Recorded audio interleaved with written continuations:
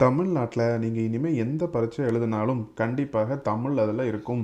தமிழ் நீங்கள் பாஸ் பண்ணால் மட்டும்தான் உங்களுக்கு தமிழ்நாட்டில் டிஎன்பிசி மூலயமாக உங்களுக்கு வேலை கிடைக்கும் அப்படிங்கிறத ஒரு சட்டமாகவே பாஸ் பண்ணிட்டாங்க இப்போ ரீசெண்டாக. அப்போ இதுக்கு முன்னாடி எப்படி இருந்துச்சு?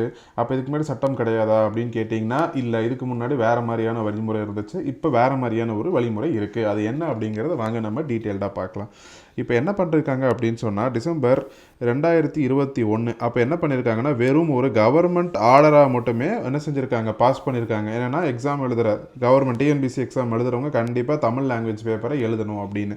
இப்போ என்ன பண்ணியிருக்காங்கன்னா, அதுக்கு ஸ்டாட்யூட்டரி எஃபெக்ட் கொடுக்குறாங்க. அதாவது என்ன செய்கிறாங்க, அதை சட்டமாக நிறைவேற்றுறாங்க. அதனால் என்ன பண்ணியிருக்காங்கன்னா, Tamil Nadu government servants condition of service act 2016 amend பண்ணி சில நியூ ப்ரோவிஷன்ஸை உள்ளே இன்சர்ட் பண்ணியிருக்காங்க.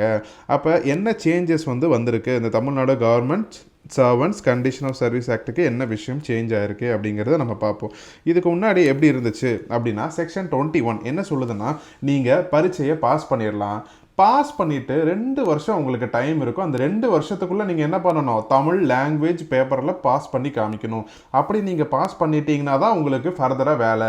அப்படி இல்லை என்றால் உங்களை வேலையை விட்டு நீக்கப்படவும் அப்படிங்கிறதா இதுக்கு முன்னாடி இருந்துச்சு. ஆனால் இப்போ என்ன சொல்கிறாங்க அப்படின்னா, செக்ஷன் 21A அப்படிங்கிற ஒன்று இன்சர்ட் பண்ணியிருக்காங்க இந்த பில்லை. இதில் என்ன சொல்லியிருக்காங்கன்னா, இங்கே பாருப்பா, அந்த 2 வருஷம் கழிச்சு எழுதுறதெல்லாம் கிடையாது. நீ பரீட்சை எழுதும் போதே என்ன பண்ணணும், தமிழ் பேப்பர் கம்பல்சரியாக அட்டன் பண்ணணும். அதில் பாஸும் ஆயிருக்கணும்.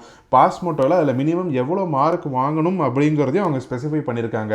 40% மினிமம் மார்க் எடுத்தே ஆகணும். 40% அல்லது அதுக்கு மேலே.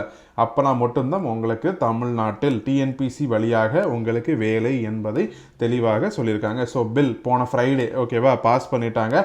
எல்லாரும் பார்லிமெண்ட்டில் என்ன செஞ்சுட்டாங்க, ஸ்டேட் லெஜிஸ்லேட்டிவ் அசம்பிளியில் அத்தனை பேரும் வாய்ஸ் ஓட்டு மூலயமா ஓகேங்க இந்த பில்லை நாங்கள் எல்லாரும் ஆதரிக்கிறோம் அப்படின்னு சொல்லிட்டாங்க. ஸோ என்னது, கவர்னர் அதை சரி பார்த்து பாஸ் பண்ண வேண்டியது மட்டும்தான். அது கண்டிப்பாக பாஸ் ஆகிரும்.